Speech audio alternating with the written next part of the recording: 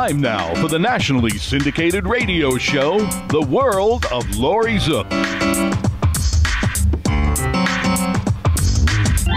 And now, here she is, the smart, the sexy, the savvy, divine Miss C.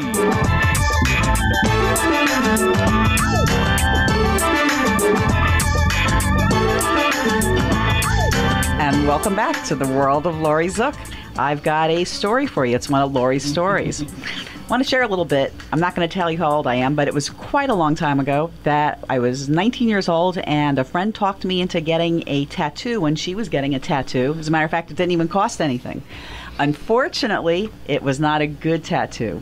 I was not happy with it, and about 20 years ago, I went to a dermatological laser surgeon guy who, I went for multiple visits. They couldn't get the tattoo off. It was actually excruciatingly painful. Years have gone by, and what was left of it was still on my back, not looking attractive. Yuck. So I recently made contact with a fellow named Justin Dubois. He's from Suncoast Tattoos, and we had a great conversation about it because there were other options. For example, I didn't know that you could cover over a tattoo and make it look, like there wasn't a tattoo there. But, thinking about it, I'm a Great Dane mom. I have Great Danes, and I love Scooby-Doo. And so I decided that I was going to get a Scooby-Doo tattoo. So I just got one, and it looks awesome. Justin is an artist. Justin Dubois is an artist. There's a big difference when you're looking for something that's quality work done by somebody who's actually an artist, not just a tattoo person who gave me a free tattoo. Big mistake. So, Justin, yeah, I know you're laughing over there, but I want to introduce you. Thank you for coming up and doing the show. And so let's start a little bit with the history of tattoos. How did tattoos come about? Well, first, just let me say thank you for having me out here. I mean, this is really cool. This is a fun experience. As far as how they started, there's so many different stories. There's so many, myths. There's so many different things that I've heard in my journeys of being a tattoo artist. I mean, I've heard that it was early forms of communication. One story I heard in Georgia was that there was a man who was supposed to bring a message to his tribe about another tribe coming to attack, and they wrote it on him with something, but by the time he got to his tribe, it had washed off. They didn't get the message, and they got killed. So if they had to send a message in the future, it was something about they carved it into their skin and put, soot and ash in there so it would stay. And, mostly it has to do, I feel, with the war, the marking, the status of, because back in the day before there was really any history, you had your first impression, you had what you wore on your face, on your skin. So that's when in your African tribes, your early Inca tribes, your Aztecs, they would gauge their ears, they would have their necks extended, they would have tattoos all over themselves, and the more the more that you had done to you, the more established you were. There were high priests that were completely covered. There's, in certain countries, Tibet and whatnot, you have to have, a priest bless your tattoo for it to actually be what it's supposed to be. There's, in cut off for a second. In certain religions, they don't mean anything, or they won't do what they're supposed to do. The spell incantation won't come true, or it won't, the different things, they won't happen unless they're blessed by a priest, or unless they're put there by somebody of importance.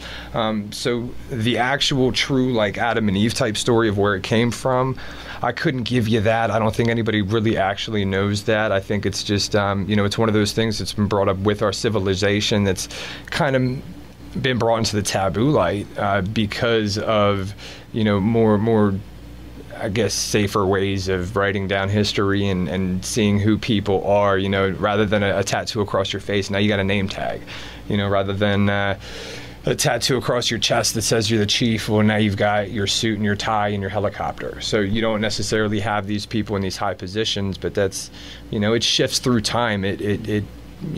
Suits are good for one day, but not the next day. So it's all about the times and how they change with it, and but yeah, that's interesting. I never knew any of that. Oh, absolutely. Well, in being a tattoo artist, do you have to be licensed? You know, I don't know when I got my first tattoo if the person was licensed or not, even though I went to a shop. But Well, I would think that would be an important criteria. It's one of the many important things that a lot of people miss over and don't look for. You know, they think, oh, let's get a tattoo. Let's just go find the closest person, because if they have a shop, they must know what they're doing. And that's not the case. It's actually easier to open up a tattoo shop than it is to open up a food establishment or a bar.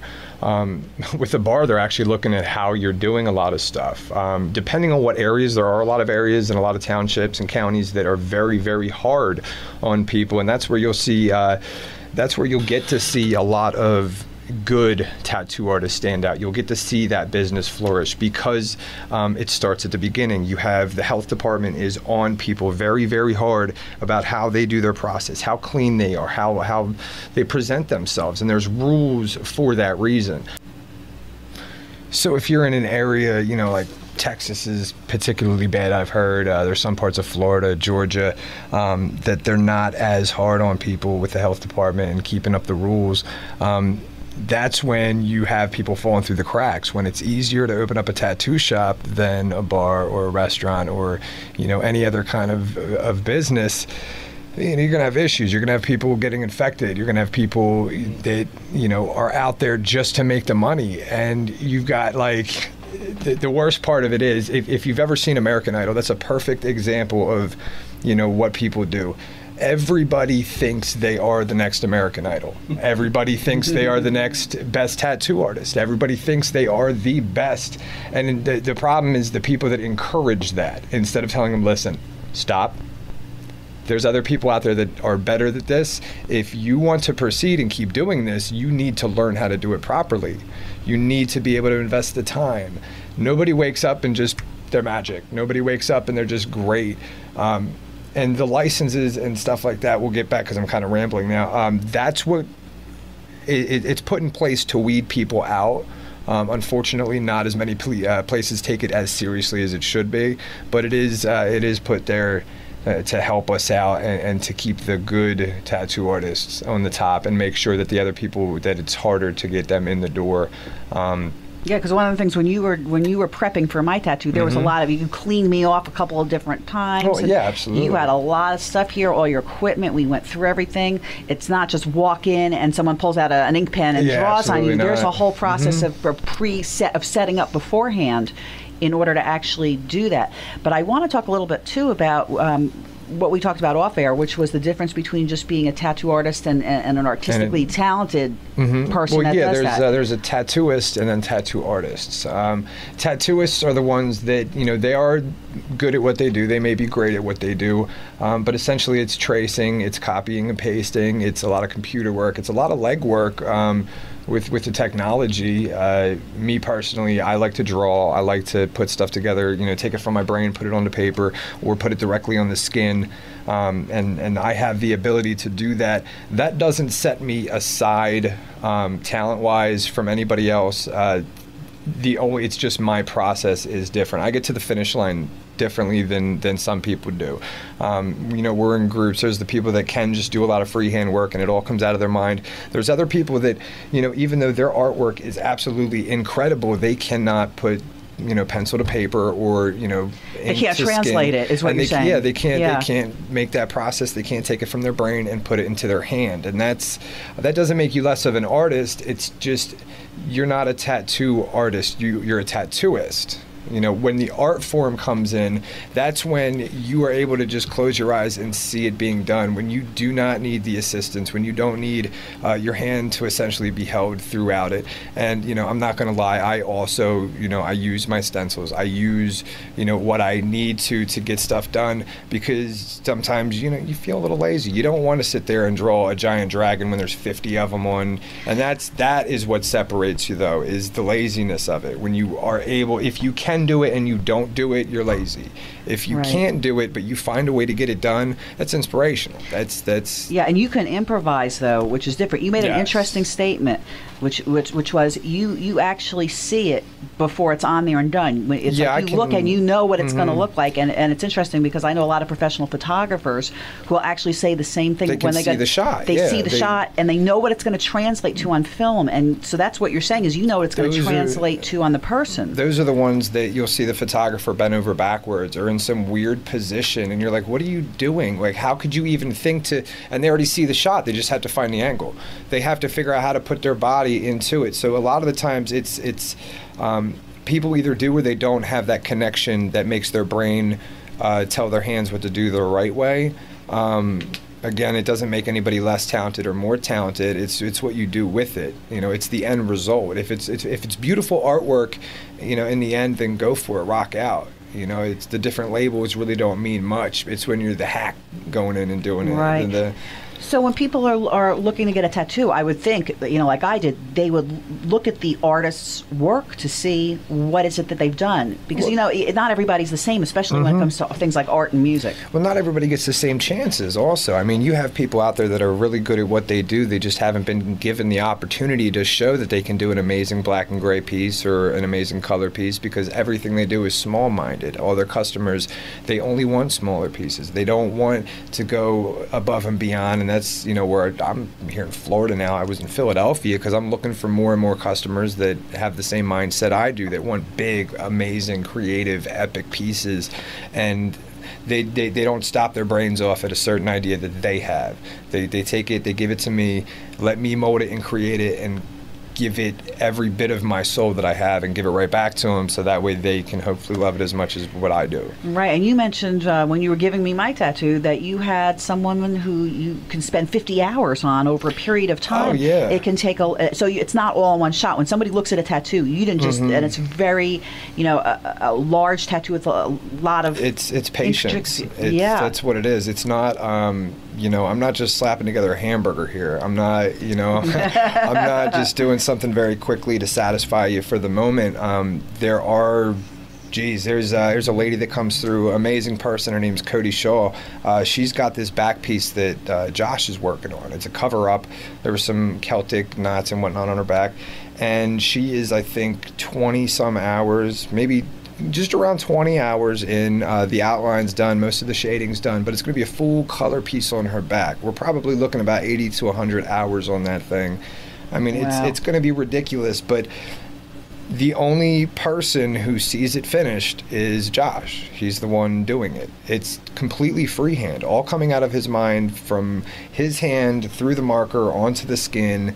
There is no editing. There is, slight editing in between, if he has to change whatever, but there is no, breaking period in between there. It's just right to the work, right to the creativity, right out of his own body. So you're not sitting there doubting yourself or second guessing yourself. You go hours and hours and hours into this. It's a journey. It's a process. So when you see it, none of us are going to know at all what he has in his brain until that 80 hours is done. And even when we get to there, he might still look at it, and I do it also. If you give me enough time, I won't stop. That's the problem with being a human. You just keep going and going and going. You want it better and better and better. So as an artist, a real artist is going to tell you their job's never done, their work's never amazing. I am not where I want to be right now, but I'm in the right direction. I will be there one day. And, but it's just... Well, that's the perfectionism, I think, that comes out. Yeah, because I know I do the same thing. Now, are there parts of the body that you can't tattoo? You're smiling over that. Because I'm sure people must come in and ask you for tattoos in wacky places. And so, what do you say about that? I've heard a lot. I don't think I've heard it all just yet, but I have heard a lot. People want their lips tattooed. People want... the bottoms of their feet or their palms and stuff like that. The most common is the finger tattoos inside of the finger. A lot of girls get those with the shh or the promise or the all that fun Pinterest stuff. There is no place that you can't tattoo. Because I'm not a jerk, I don't like to take people's money and be like, yeah, I'll tattoo your lip. And, listen, it's going to fall out in like a week. It might stay, it might not. I'll put it in there as best I can. You know, I know what I'm doing, so I can promise up to a certain point. And if I don't tell you that the tattoo's not going to stick, or if I don't tell you that something, that's on me. That's not being professional. Right. You know, there's people out there, they won't tell you, and then they'll charge you for a touch-up, and they'll charge you for this and that, just to get that extra. And, you know, I'd rather be known as a good guy than have that on my conscience, you know. But as far as any place you cannot tattoo, not really. I mean, like moles and stuff like that. There's certain types of skin, like psoriasis. If you're having an outbreak, then, you know, there's certain stuff like that that you don't want to tattoo directly over. But as it heals, you know, then you can. It's just all about being conscious of the body and what the body's doing, and not trying not to piss it off too much. Yeah. Well, what's funny was I was going to ask you how much pain is involved, but now obviously, of having had it, it was. I'll just tell everyone who's listening. I thought I was going to pass out, yes. and you actually you caught that, and it wasn't because it was right really before you did. Yeah. Yeah. It wasn't so much that it was painful. It was just I had my face down in the headrest, and I thought I was just heating up. So once I just sat down on the floor and we put the fan on me, I was fine for the rest of it. But, you know, you've told me that people have passed out, and so you guys are prepared because you're first aid trained, right? I'm certified, CPR, CPR, AED, the whole nine. That's perfect example. You know, we have cases all the time. People get lightheaded, they pass out.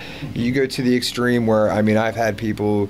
The rest of the day is pretty much shot because, you know, they can't bounce back from it. They get really like shaky and stuff, and when the shock kicks in, it's a lot to deal with sometimes. You know, people don't do this every day. Like me, I'm at a tattoo shop. At any given point in life, I can cause myself some kind of pain.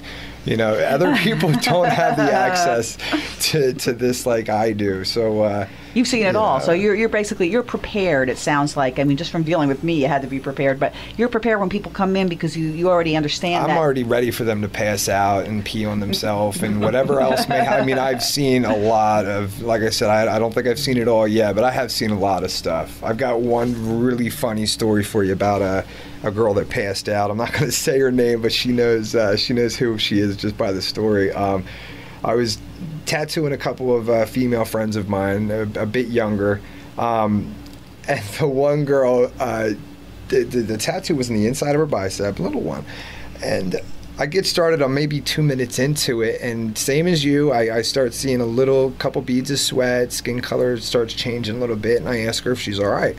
And she looks up at me, and I just see she's starting to lose it, and she's starting to get kind of grayish and whatnot. So I set my machine down, and you know, I just get ready to brace her because I know she's about to come, you know, just fall into me. So she passes out.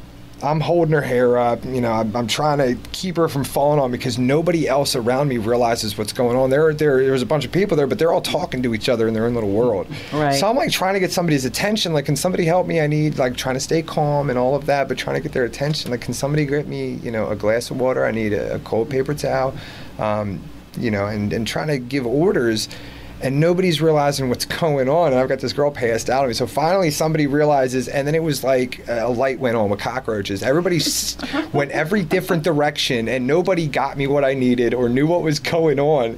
So finally she starts waking up on her own, and there's a little bit of memory loss that comes with passing out, which is really great because when a girl is waking up in your arms, their first reaction is like the Snow White. They fall in love with you. They're just, you know what I mean? This girl looked at me like I was Prince Charming. Like I just woke her up from her long Snow White sleep or Sleeping Beauty sleep, looked right into my eyes and was like, hi.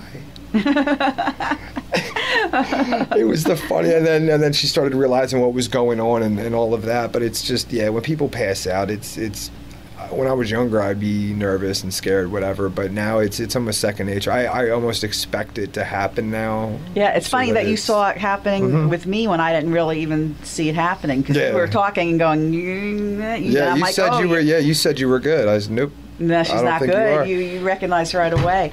Well, what kind of care is required for a new tattoo? It's really just about keeping it clean and keeping it kind of moist, kind of dry. It's it really depends on the type of skin you have. If you know you have sensitive skin, you want to take care of it in that way. If you have any real questions or medical concerns, you always want to contact your doctor or your physician. That's nothing to play with. I know a lot of people think they're home surgeons and they can take care of stuff themselves. But when it comes to staph infection or infected tattoos or anything that's questionable like that, I mean, that's life-threatening. That's nothing to play with. But it's basically just keeping it clean with mild soap and warm water, any kind of dial, or you get your Equate, the stuff that doesn't have all that scented fragrance stuff in it. You want something that's going to be mild and also that's going to cleanse it in the way you want it to. If you have something that's going to be harsh and attacking your skin and irritating it, that's where the redness comes from, the inflammation, and it's going to take longer to heal because you're not getting the proper blood flow when it's swollen like that. So that's why I always suggest ibuprofen if it is a little bit swollen, but it's just basic, mild soap, warm water, A&D with vitamin E, or I know a lot of people use Aquifer. I personally have never, but if you're allergic to A&D, you can use Aquifer. I tell most people just straight up vitamin E oil in the little capsules. You pop it, your body already makes it. That's what it's going to use anyway to heal it. So if you use that, it's you know what I mean? It skips all the extra nonsense. Gotcha.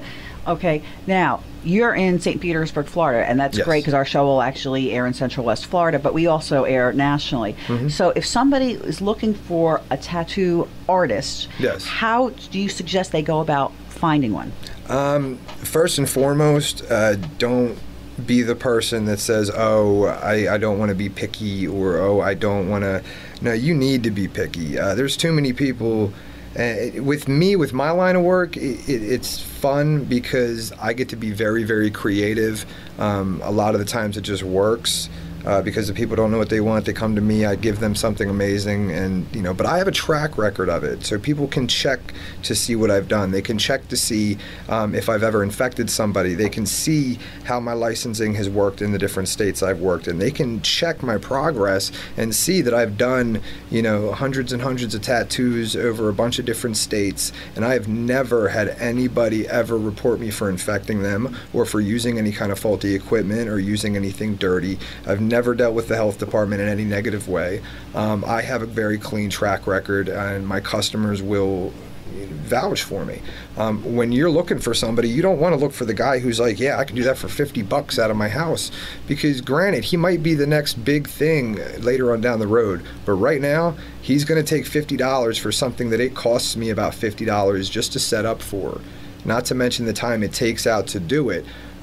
Basic setup, you're $45, $50. So if somebody's charging you $25 for a tattoo, there's no way they're using top-of-the-line equipment, top-of-the-line needles, inks, and all of that.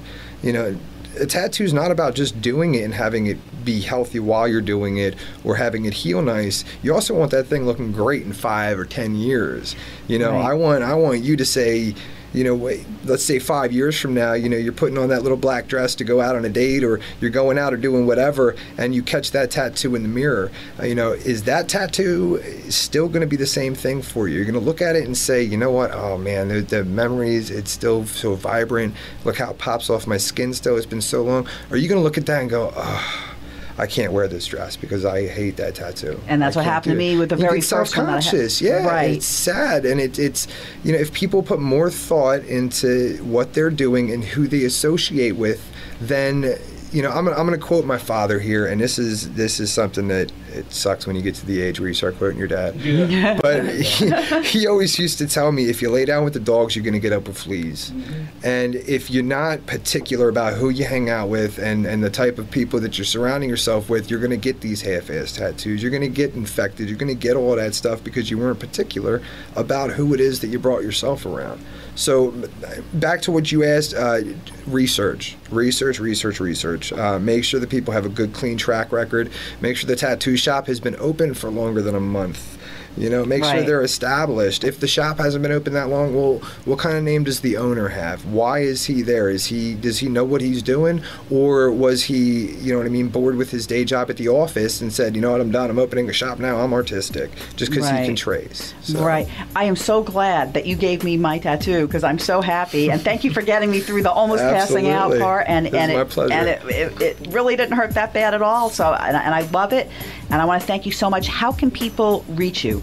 Well, they can find me on Facebook personally. My name is Justin DuBost, DuBost, or they can find us Suncoast Tattoo, Suncoast, one word, tattoos, either with an S or a Z. You can go on Facebook and like us or follow us on our personal pages.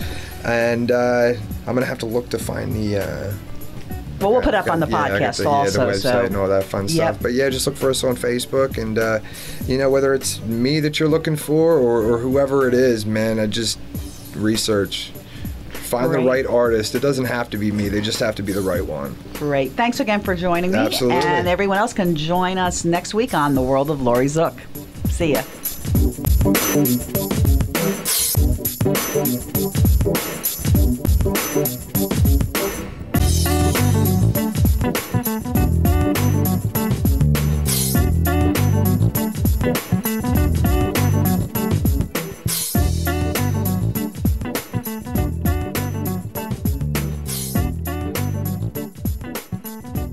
Are you looking for an affordable way to advertise to thousands of consumers nationally? If you own a business and didn't think you could afford radio advertising, you need to call me, Laurie Zoock, host of the nationally syndicated radio show, The World of Laurie Zoock. My show reaches thousands of people on 29 AM and FM stations nationwide, as well as through the internet. Additionally, your commercials will also be heard on my podcasts and throughout social media sites. Don't wait another minute. Call me at 813-777-4908. 813-777-4908, and let me bring your message to the nation and help you gain more exposure. Are your credit reports a mess? Are debt collectors hounding you? Maybe you're in foreclosure or headed towards foreclosure and don't know where to turn. It's time to stop panicking. Take back control of your life. Make the first step by calling Credit Education Consultants today at 813-500-6064. That's 813-500-6064. Mention the word radio for a free 15-minute consultation. Don't delay. Call today. Do you suffer from back, neck, or body pain? Do you suffer from migraines or have jaw or face pain? Has conventional medicine failed you? Were you injured or in an accident? Call chiropractic physician Dr. Dan Maddock at 813-935-1664. Dr. Dan has helped thousands of patients gain relief for more than 30 years. Dr. Dan is caring, gentle, and takes his time with each patient. He's also a past president of the International Craniopathic Society, a special certification of only 300 chiropractors worldwide. Dr. Dan helps patients from the neck up and the neck down. Dr. Dan accepts most insurance plans. Don't continue to live in pain. Call 813-935-1664 today. That's 813-935-1664 and get on track to better health. Hello, I'm Jim Velasquez. Does getting a lousy 1% on your CDs make you sick to your stomach? Inflation is hovering at 3%, so what's really happening? Allow me, Jim Velasquez, to send you my free report. If you haven't reviewed your CDs in a while, don't get this report. It will break your heart. If you want to fight back and beat the bank, text RETIRE to 72727 for this free report. Let's beat the bank. Text RETIRE to 72727 for your free report. Health insurance is on everybody's mind right now. You either don't have it or you have it and you think it's too expensive. And you probably feel like you don't have any options. We can help. We are the Health Markets Insurance Agency. We offer health insurance plans from major carriers nationwide and likely have a plan that can save you money. Whether you're self-employed, on a COBRA plan that's about to expire, or you simply don't have health insurance where you work and you need it, the Health Markets Insurance Agency can help you. Our agents will help you find coverage you can afford. Health Markets Insurance Agency is an authorized agency in all 50 states, including the District of Columbia. Plans may not be available in all states. 800-608-1830. 800-608-1830. 800-608-1830. 800-608-1830.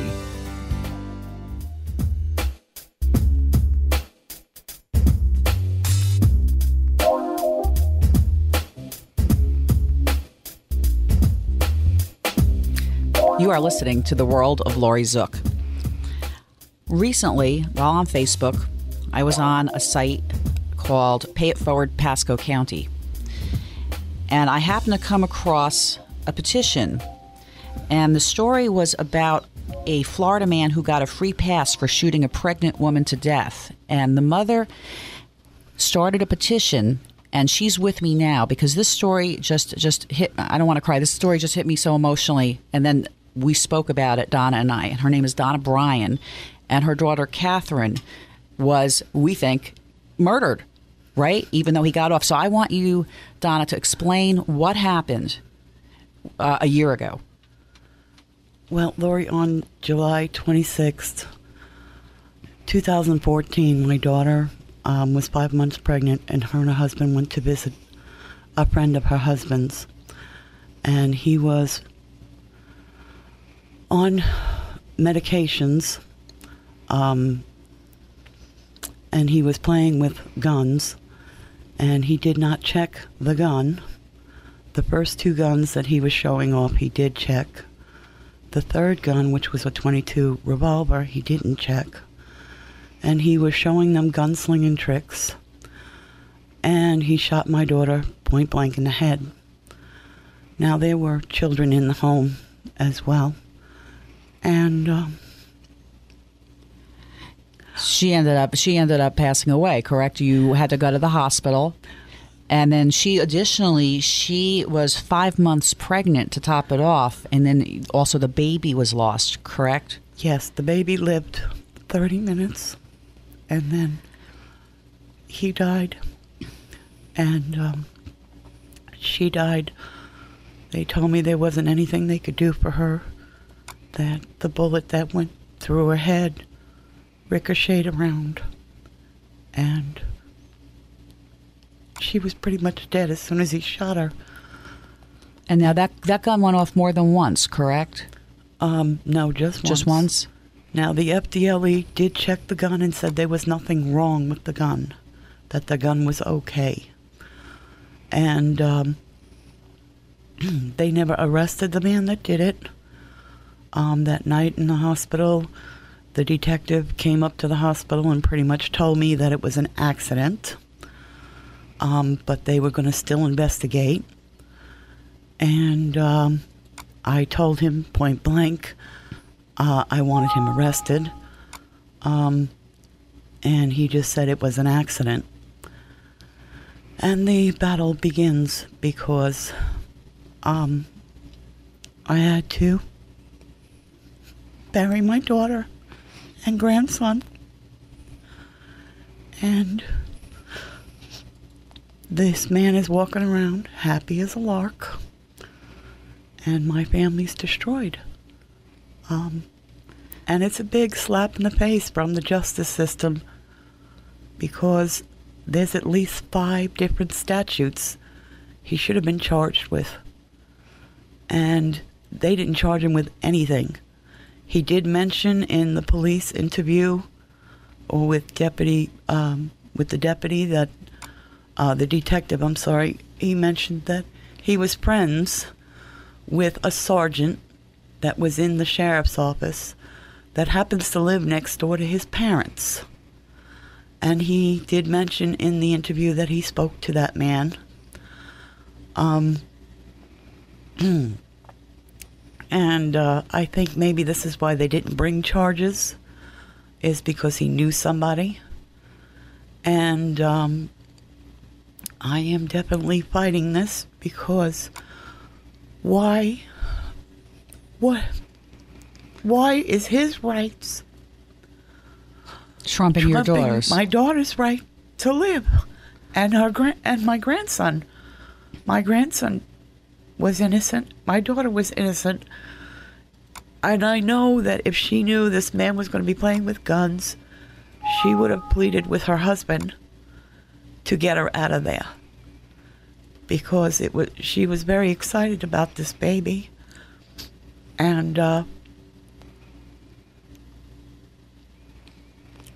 sorry. No, it's okay. This is an emotionally devastating story. Now, the man that did this to your daughter, his name is William DeHaze, and he was a friend of your daughter's husband, Carson. Correct. And so he was showing off this collection of guns.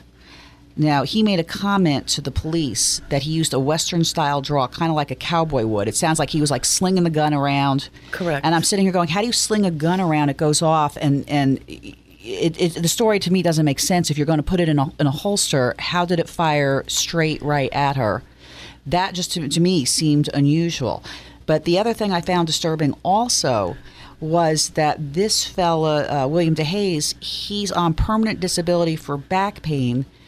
But yet it says that he had been practicing gunslinging tricks he learned on YouTube. Now, if you have a permanent disability for back pain, you would be in excruciating pain to even pick up a gun, let alone gunsling it as a hobby.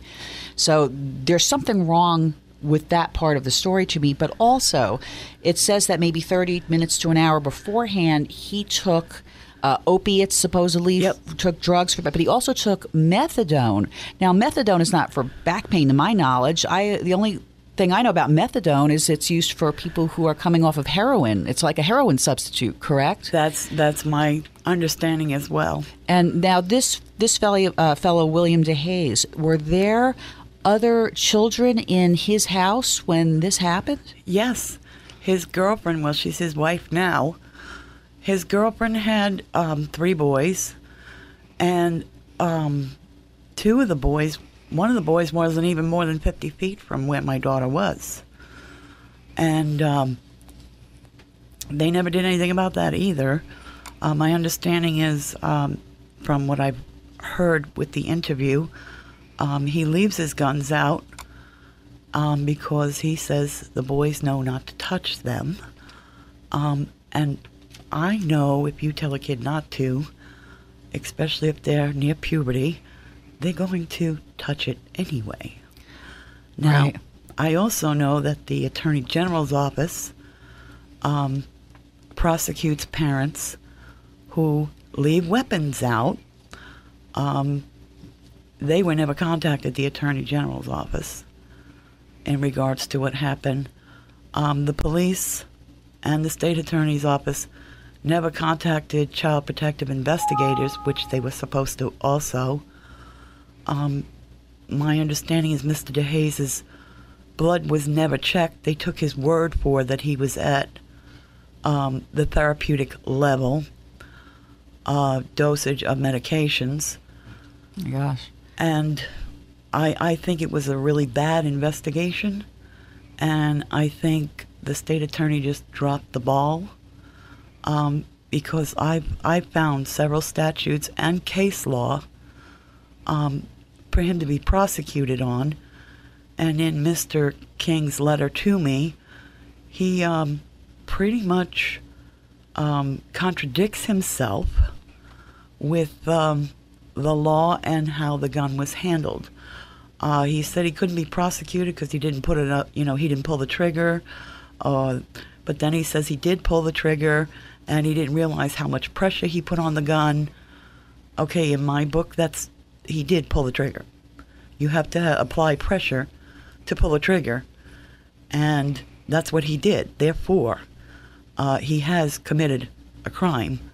There's also a statute that if you kill a pregnant woman and the child survives but then dies, that is manslaughter, and they should be prosecuted on that because the child did live. And they haven't done anything. So I don't understand why he hasn't been prosecuted. I don't understand why my son-in-law doesn't want this to be pursued, because he is not helping me with this. He has stopped all communication with me, and this leads me to believe that maybe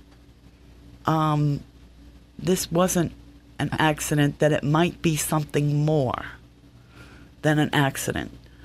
So I just don't know. I think more investigation should have been done, and I think they just messed it all up. My daughter paid the price, and I can tell you, I have never seen so much blood in my life. If people could see what a bullet does to you, It's not like TB, I can tell you that. It's not. It sounds much worse. It sounds like the ball was dropped all the way around. It sounds like nobody did what they were supposed to do, or at least not up to a standard, a sufficient standard. And that's disturbing, because there were a number of factors that you're telling me and that I'm reading about. And I'm not a lawyer, but when I read these, I go, well, wait a minute. You've got a man on opiates and narcotics, on painkillers, who has taken them and then has guns out with his family, with other children, with guests, who then slings a gun when he's supposed to be in pain, back pain, and the gun accidentally fires. And he actually blamed the gun, did he not? Yes. Yes, he did. He made some statement to that effect, that I don't know, this damn gun went off, that kind of thing. And people make fun, but it's people that kill people. It's not guns that kill people. Correct. The people have to use the gun to kill it and to kill somebody else. And in essence, I sit here, again, not being a lawyer, I think like reckless endangerment. What kind of a moral person or common sense person? This man had no common sense. You're on these drugs, and yet you have these guns available that your children have access to. And, we've read stories and heard on the news about kids who find guns and then end up killing themselves because they think it's a toy. Mm-hmm. So I think that alone, I don't know what the Florida laws are on guns or loaded guns in the house, but just the common sense part of it says there's something wrong with this whole story going down the pike. Now, I want you to talk a little bit. You put together a petition. So would you share what you're trying to accomplish with the petition? Yes, I have a petition on change.org, and it's justice for my pregnant daughter, and it's to Rick Scott and Brad King. I'm hoping to get enough signatures to the petition to have them reopen the investigation, reopen the case, and do what's right. And hopefully they get a different state attorney, because I think somehow between the sheriff's department and the state attorney's department, there's like a conflict of interest going on there somehow. There's just something going on in Hernando County that I really believe the state attorney's office should be investigated, and so should the sheriff's office. There's just too many things going on up there, and nobody's doing anything about it. I know complaints have been made to the governor, but nobody's doing anything. I've been told that the only way to rectify the problem is that when these two gentlemen come up for election, to vote them out. And that's all well and good, but if they are committing crimes, by not doing what they're supposed to be doing, they should be held accountable just like all the rest of us. I agree. And one of the things I read was there was a statement made by the Assistant State Attorney Brad Magrino that said there is no evidence to suggest that DeHaze had a careless or reckless indifference to the safety of the victims when the firearm discharged. That's alarming based upon the actual story. That's a contradiction. Yes. It's a contradiction of the law. Now, you also have a Facebook page, Yes, I do. Justice for Catherine? Yes, I do. Okay, so you're trying to get the word out for people to help you, especially with this petition. How many signatures do you have, and how many are you looking for? As many as I can get. Right now I have just about 5,000 signatures, and my understanding is I need a lot more than that. But I'm trying to get as many as possible, because I really feel that something needs to be done. I'm a law-abiding citizen, and I'm doing my best to get justice for her, because I feel that they dropped the ball. They dropped the ball, and she has just as much right to life and liberty and happiness. And I feel they haven't considered anything about her. Not anything. And they pretty much financially bankrupt me. Right, because you ended up paying for the funeral, right? Not her husband. You ended up paying for the funeral for your daughter and for the baby also, correct? Yes. And yet her husband ended up getting some type of victim's assistance, but didn't pay for anything. Right. Now, is the husband still friends with his friend that did this? I don't think so. I don't know, because, like I said, Carson won't talk to me at all. He took all communication away from me and my grandson. So I don't know. I couldn't tell you. Your daughter and Carson had another child, correct? Carson had a son from a previous that my daughter was taking care of. And then they were going to have Raylan together. And it would be Nick, Raylan, and CJ. Okay.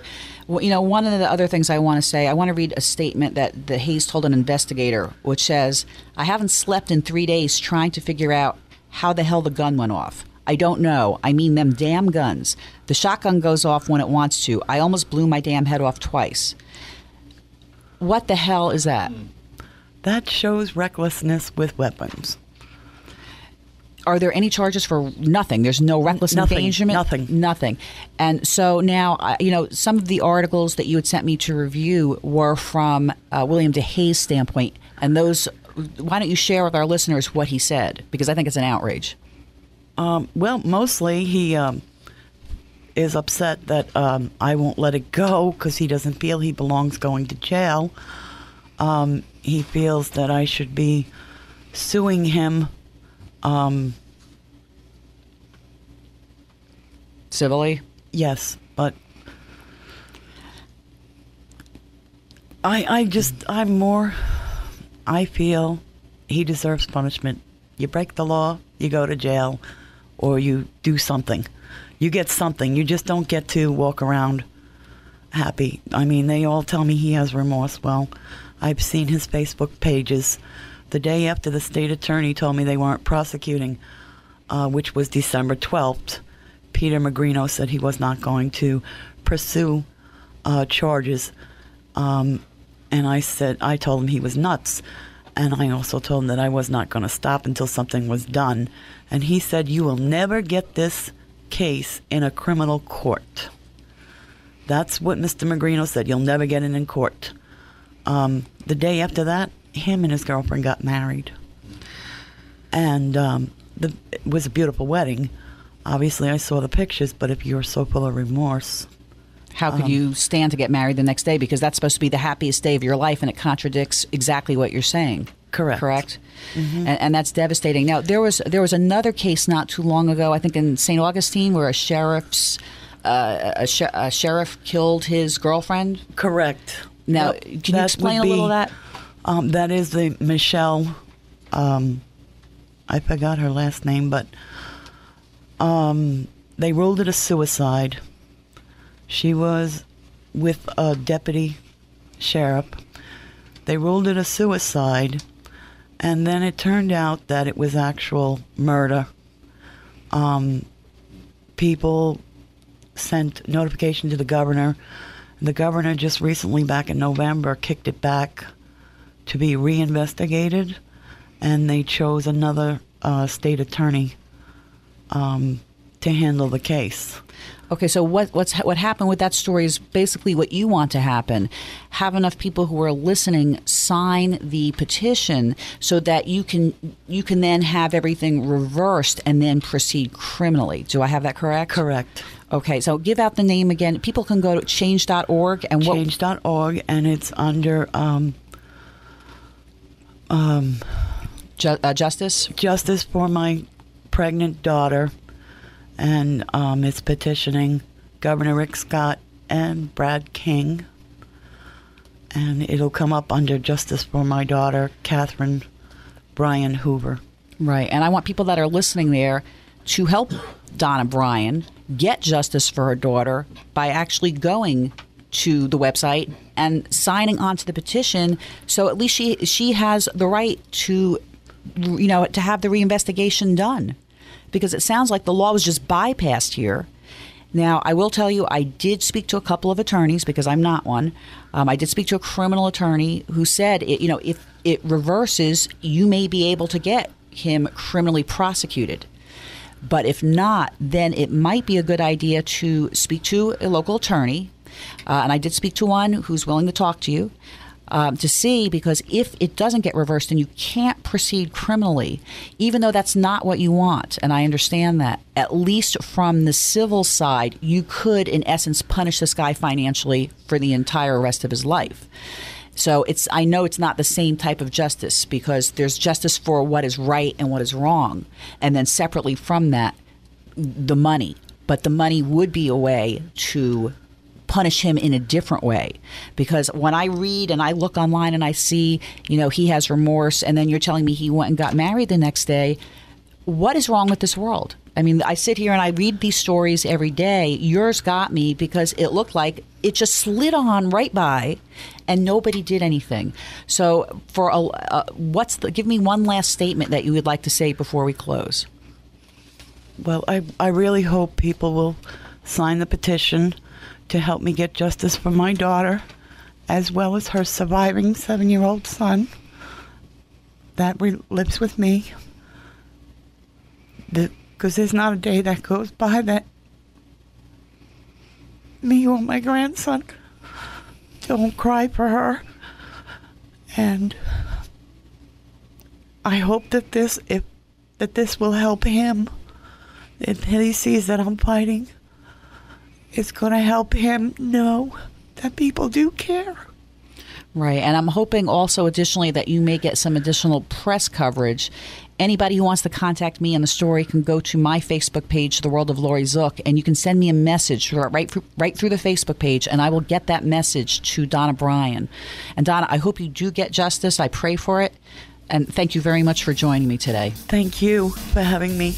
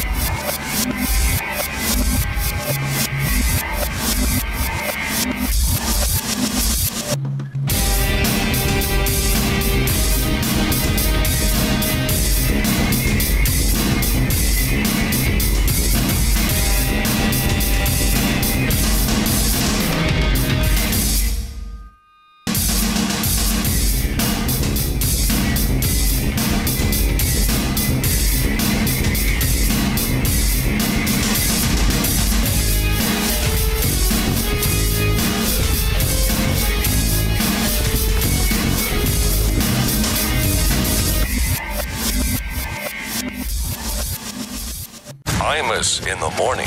We continue here on the Imus in the Morning program, dealing with a developing situation this morning. The I-Man has gone to the bathroom, and he will be making his return, we think, here in just a moment. Let's go live to our bathroom cab. No. What did you say when I was away?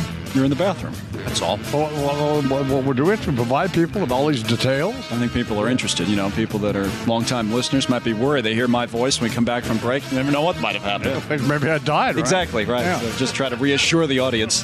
What's so funny, Lou? Imagine somebody opening that bathroom door and finding you just dead in there. Oh my God. All Elvis'd out. You bastards. One of these days, I will die. Then what are you going to do? That would be tragic. Son of a... Look for a job. Look for a job? Is that what you said? What else? File for unemployment. Catch Imus in the Morning right here weird, on the stations of the Tan Talk no Network. paper in here at all. What is too much espresso. Hi, it's Sawyer from the Dolphin Tale movies. Now is the perfect time to visit the world-famous Clearwater Marine Aquarium. Millions have seen us around the world, and now you can experience what we do in person.